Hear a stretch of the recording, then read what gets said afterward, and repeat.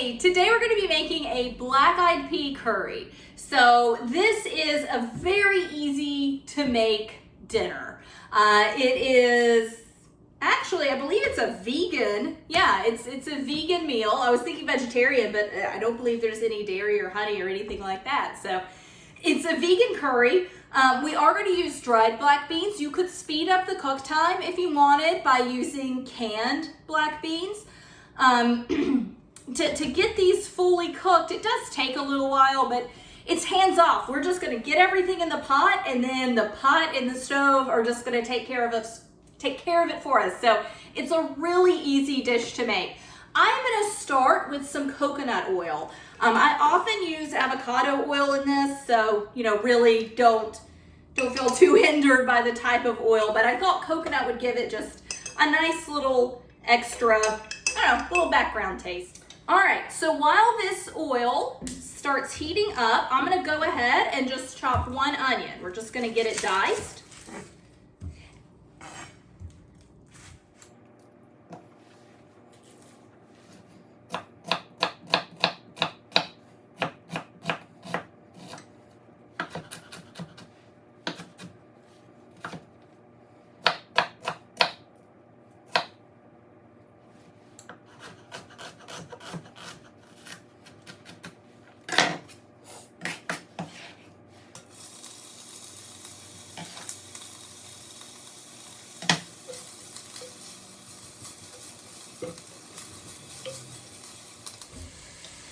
And I'm going to go ahead and add a little bit of salt and pepper. Not a whole lot yet because it is just that onion. There's not a lot in this dish. It is a very basic dish.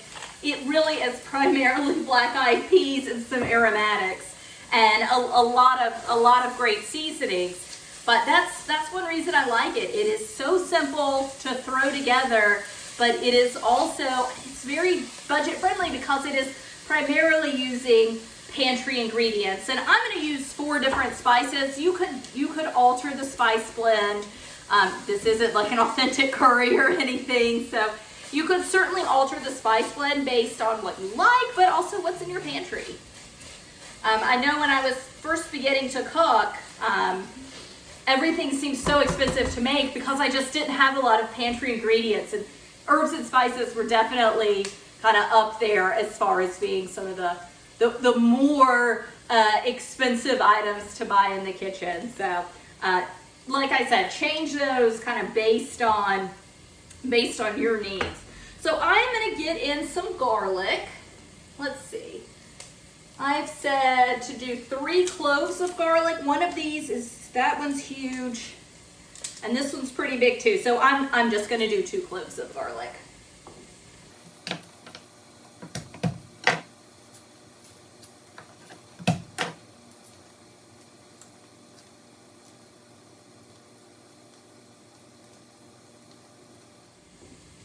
All right, so I'm gonna do my garlic and ginger together. So I've got a knob of ginger. I'm just gonna pull one of these off, about gumball size, and I'm gonna grate it up, skin and all.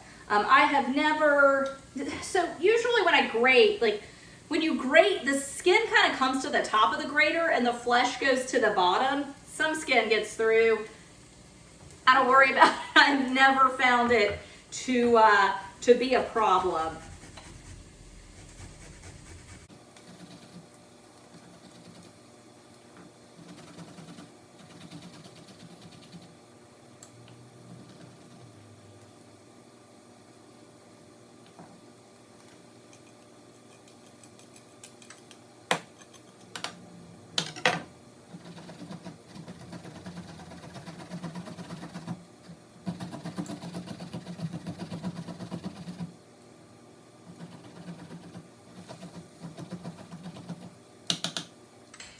Okay, so you want to make sure that you get everything off the bottom.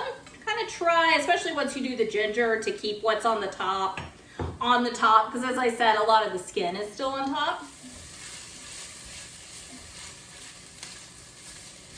So my onions are beginning to brown. I used up the coconut oil that's in that jar, so I'm going to grab another jar because it looks like I need just a little more. All right, so I added about another tablespoon of coconut oil. So really it's just about 2 tablespoons. And I'm gonna go ahead and get all of my grated garlic and ginger in here.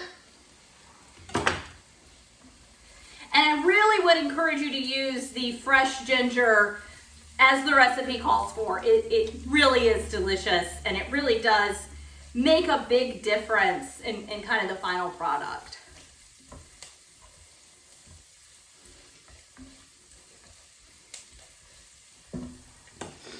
All right, I am also gonna add, mostly just because I have it on hand and I don't want it to go bad. It's not something I use that often, but I bought this lemongrass paste for a stir fry I made. I don't remember exactly what, but for a stir fry that I made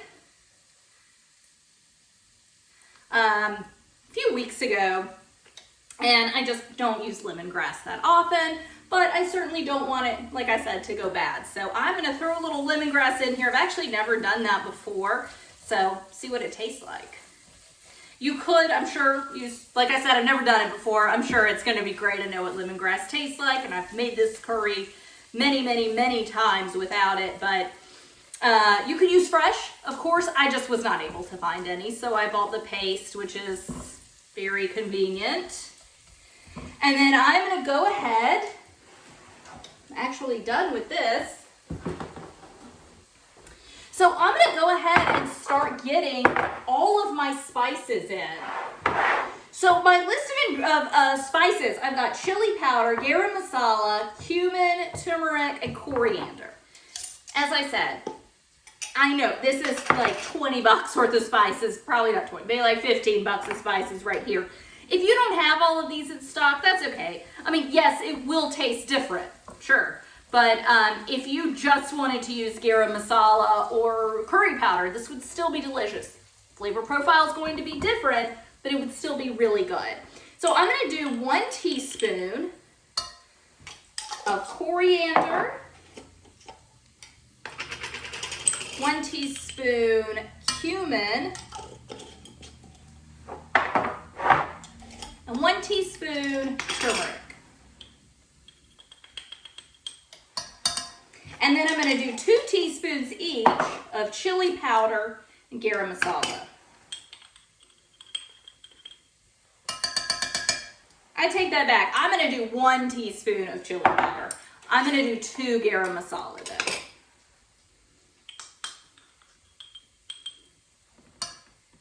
Which, incidentally, is gonna finish up my garam masala. So, time to buy some more. All right, so you wanna go ahead, and I love doing spices this way because it really brings out a lot of the flavors in them, but you do wanna go ahead and get them coated in the oil. And then get ready with your next dish or your next ingredient, because you definitely don't want any of this to burn, right? I've got it over medium-low heat, but everything in here is an ingredient that's just dying to burn. So my next ingredient is gonna be 1 can of fire-roasted tomatoes.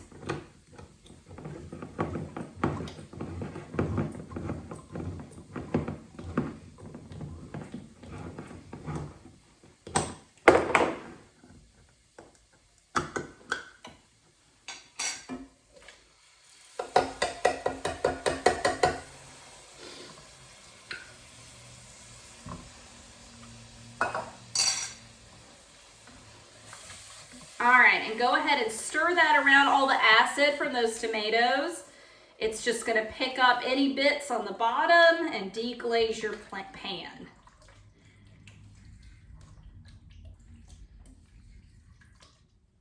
All right, excellent. So my next ingredient is gonna be a can of coconut milk. Make sure you give it a good shake.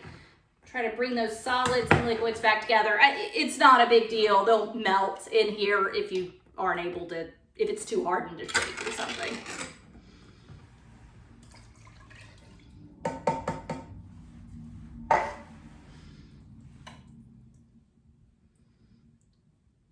Just kind of let everything meld together.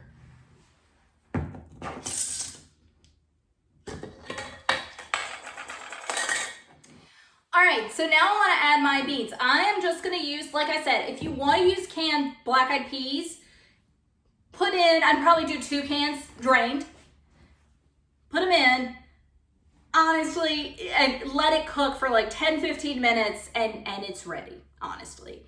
That would be the very quick version of this. I'm going to use dried black-eyed peas. They're really inexpensive. I think they taste a little better. A lot of times in curries, when I put in a dried bean or excuse me, a canned bean or pea, I just don't care for it quite as much. I just think that the texture is a little different, but I like the slow cook of these, and I like the slow cook of them in the sauce. So I'm gonna do, I've got a 1/2 cup measure. So just 2 1/2 cups.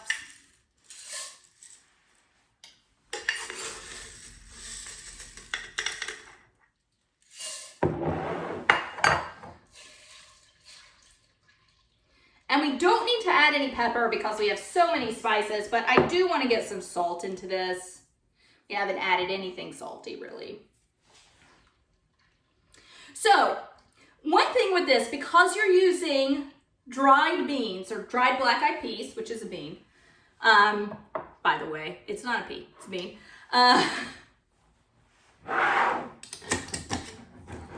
Because they're dried, this is going to take a while to cook. This is easily going to take 45 minutes to cook. It's just cooking, it's hands off, so the cooking is done.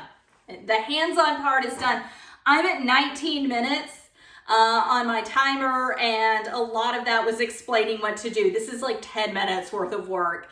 Put it on the stove and let it take care of itself. So it's very, very simple in that way. So these are going to take easily 45 minutes to cook, okay? They're a dried bean. They're going to be absorbing the liquids in here. So the liquid from the fire roasted tomatoes and the liquid from the coconut milk, they're going to be soaking that up. So you do want, it's not completely hands off. You do want to check on it every now and then and make sure that you don't need to add any liquid to it. It's pretty liquidious right now. So there's a lot of liquid for it to absorb, but depending on how liquidy you like your curry to be, maybe depending on what you're serving it over. I think I'm going to serve it over quinoa. But yeah, just keep an eye on it.